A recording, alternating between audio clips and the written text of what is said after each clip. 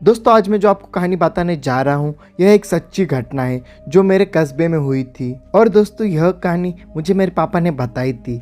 हमारे कस्बे में एक पुरानी खदान है जो बहुत समय पहले ही बंद हो गई थी और समय के साथ साथ उसमें बारिश का पानी बढ़ता गया और वो एक अच्छे खासे गहरे तालाब में बदल गई।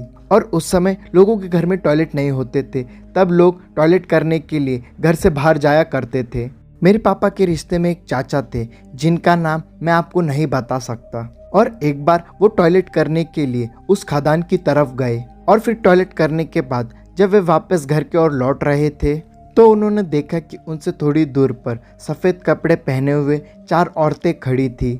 और चाचा यह सब दूर से एक झाड़ी में छिपकर यह सब देख रहे थे। वे औरतें कभी इधर चल रही थी तो कभी उधर चल रही थी और वो सभी औरतें एक सर्कल में खड़ी होकर कुछ काला जादू कर रही थी।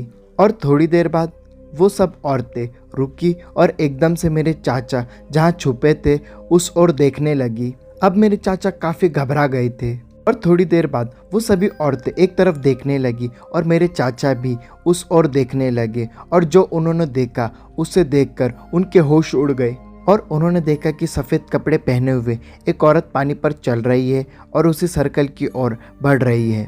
और धीरे धीरे करते वहाँ 10 से भी ज़्यादा औरतें आकर खड़ी हो गई और वो मेरे चाचा की ओर बढ़ने लगी।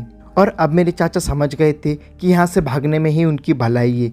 वो उस जगह से भागने लगे और वो औरतें भी उनके पीछे पीछे तेजी से भागने लगी। उनके कान में एक औरत ने उनका नाम लेके बोला कि पीछे तो देखो। और वो आवाज़ उनके पीछे से आ रही थी पर वह पीछे नहीं मुड़े, बस भागते ही रहे। और घर आके उन्होंने यह बात सबको बताई और पूरे गांव में यह बात आग की तरह फैल गई और लोग अब उधर जाने से भी डरने लगे थे। धीरे धीरे करके उस खदान की ओर जाना सबने बंद कर दिया और अब उस तरफ कोई नहीं जाता। पर अभी भी कुछ लोगों ने उधर उन्हीं औरतों को देखने की बात कही है।